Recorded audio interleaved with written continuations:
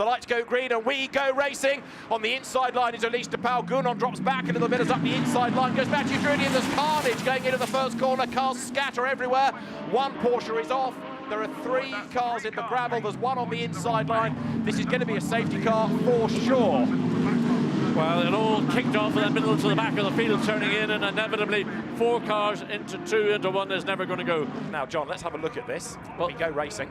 Forget about, oh, look down the inside. There's the Mercedes that caused it. It got tipped, then he was off on the inside, and then 2 Audis and the Porsche end up going off.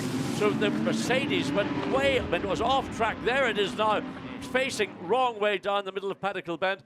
The Porsche was able to regain track because its rear wheels and tires were on the tarmac. But watch for the Mercedes. There it goes now.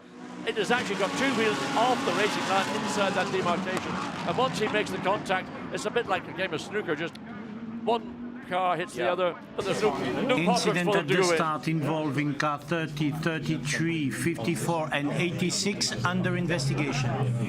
The other element to that, John, of course, you saw well Ilko, as you rightly said, 2 wheels on the grass, but of course the barrier starts to taper out, so the room disappears. He had to get back on the racetrack. There, but you see it taper, so he's got to force his way back on. Yeah, I mean, it was his error that set off this whole incident. I suspect that's going to be under investigation because he did have 2 wheels across that white demarcation line, and that line is there for a reason. Yep. It's not there to allow you to use it to your advantage. Now this is Rossi. Look, there's the Mercedes on the right. Squeeze, tries to get back on, clips the Porsche, which clips the Audi, which clips the other Audi, and Rossi, that was a real heart-in-mouth moment.